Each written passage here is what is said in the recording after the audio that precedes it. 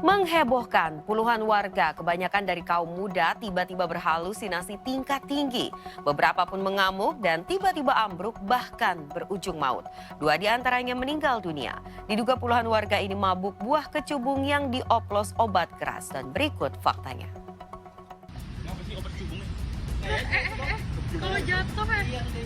Puluhan warga, mayoritas masih berusia muda, tiba-tiba berperilaku ganjil dan tak wajar. Iya, gitu bang. Kemarin ada yang cosplay jadi uang halusinasi jadi yang Superman juga ada bang.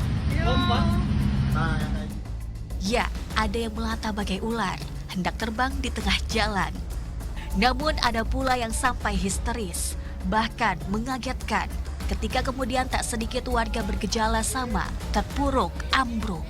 Halusinasi dan tumbangnya sejumlah warga di Banjarmasin, Kalimantan Selatan diduga setelah para korban menenggak obat keras yang dicampur miras dan kecubung. Oplosan berdampak fatal. Belasan orang dilarikan ke rumah sakit. Bahkan mabuk pun sampai berujung maut. 2 pasien tak terselamatkan dan meninggal dunia.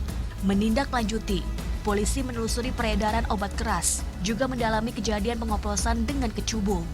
Jadi sebenarnya memang saat ini kami dari Polsek Banjarmasin Timur sedang melaksanakan kegiatan rutin yang ditingkatkan. Pertama sasarannya adalah buah kecubung, karena terlihat sekali bahwa ada tren baru akhir-akhir ini di mana buah kecubung kemudian dipakai untuk membuat efek halusinasi kepada orang yang memakainya. Kecubung atau kerap disebut tanaman bunga trompet sebenarnya punya banyak kandungan herbal, sekaligus mengandung zat berbahaya yang bisa beresiko fatal bila mengkonsumsinya. Buahnya misalnya bisa berefek pada sistem syaraf pusat yang diantaranya sebabkan halusinasi, hingga racun yang bisa mendampak organ dalam termasuk jantung.